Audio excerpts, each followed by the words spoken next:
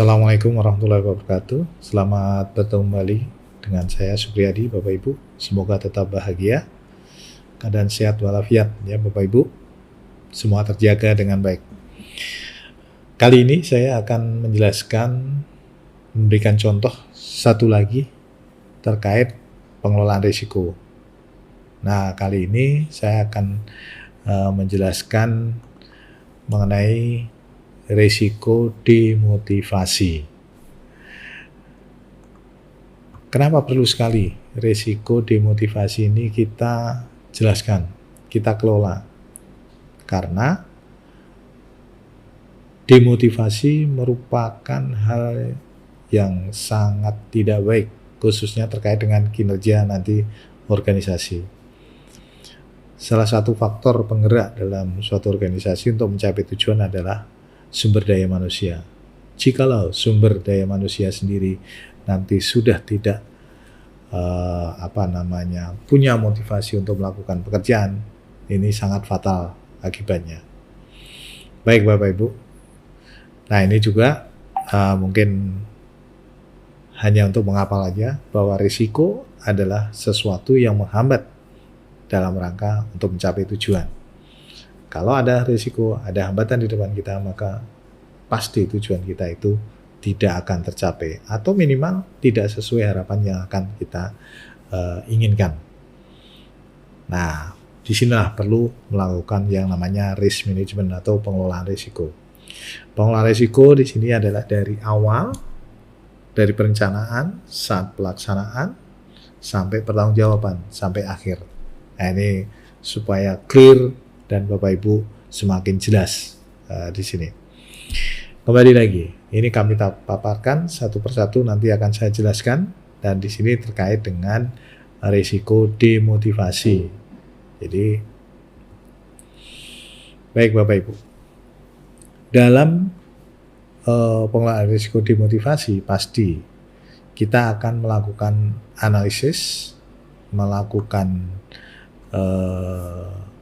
semacam review apa yang mengakibatkan peristiwa risiko demotivasi. Kembali lagi kita akan melihat apa penyebab utama, root cause-nya dari terjadinya peristiwa risiko demotivasi.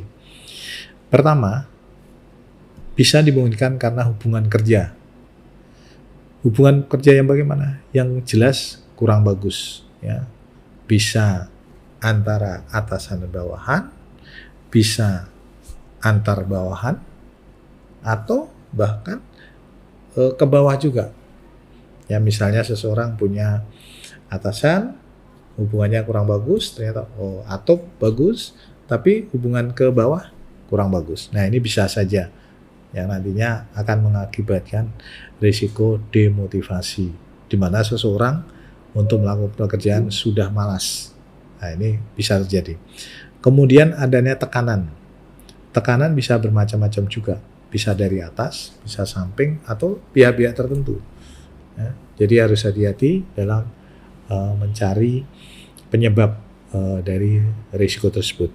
Kemudian masalah kesejahteraan atau penggajian. Ini sangat-sangat penting sekali. Ya.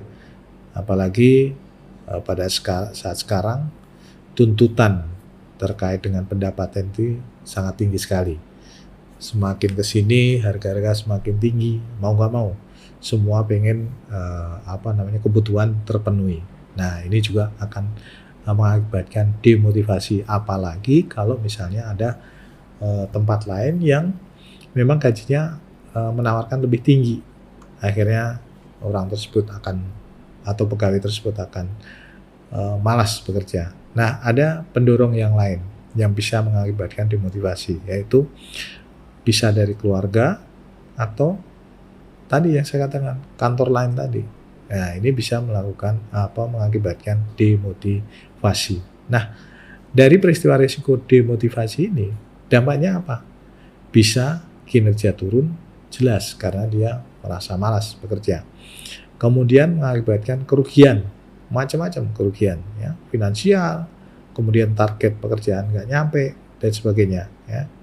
Kemudian image ya, apalagi kalau pekerjaannya itu sangat terkait dengan mitra, hubungan luar. Nah, ini harus hati-hati. Kemudian misalnya demotivasi ini dilakukan terus-menerus oleh tidak hanya satu orang, ini akibatnya bisa ke masalah eksistensi dari organisasi atau perusahaan atau kantor tersebut.